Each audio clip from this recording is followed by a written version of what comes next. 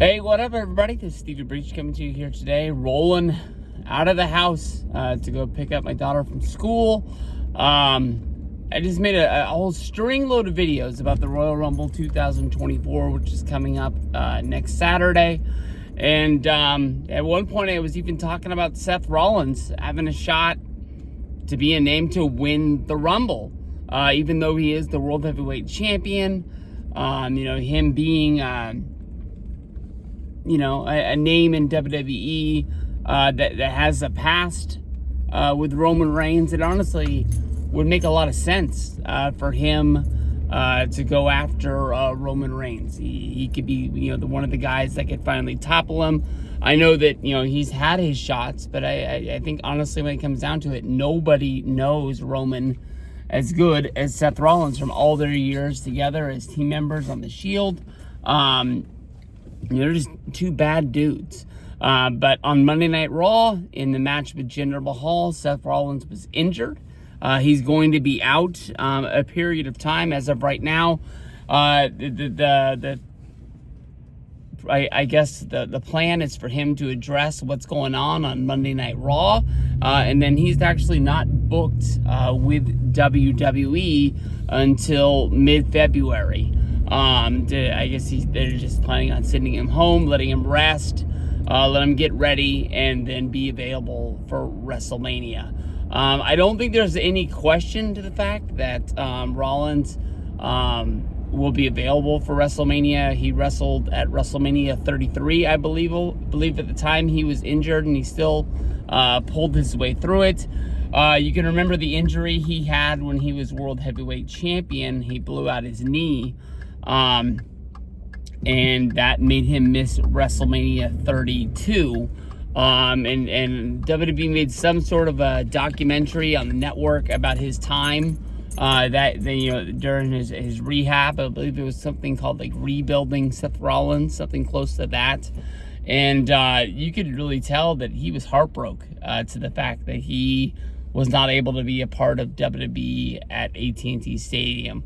I don't really know what the match was that he was planning on having or anything like that, but no doubt I think he thought he was going to be in the title picture. That was his first run with the belt.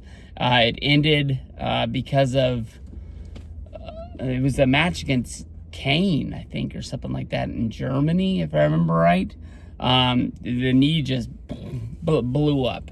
So this isn't the same kind of an injury. Don't think that, Rollins' career is there. But, I mean, when you really think about it, this is WrestleMania 40. What we're talking about, the WrestleMania that he missed was WrestleMania 32. He first won the championship at WrestleMania 31. He wrestled in that tag match, the six-man at WrestleMania 30. The guy's been in the game for 10 years already. You got to be wondering how much longer he's going to go for it. There's two ways that you can really look at it as. You got to look at it like, all right, well, CM Punk versus Rollins seemed like the match that everybody wanted to see, come WrestleMania for Punk's first match. Definitely they had those hot words at each other. After Survivor Series, Rollins really did not want to see Punk show up. He said it in that WWE video game interview years back. Basically saying that he was a problem. I don't think he called him an asshole, but he called him something close to that. But I really was picking Cody to win it. But now if Punk doesn't have a guaranteed shot at Rollins for WrestleMania, and they're trying to think maybe they go some other way in case Rollins isn't able to do it, maybe does this make Punk a higher chance to win the Rumble? I think that this definitely is something to think about. Rollins is not a guy who's going to take time off when he doesn't need it, but Rollins is going to go home.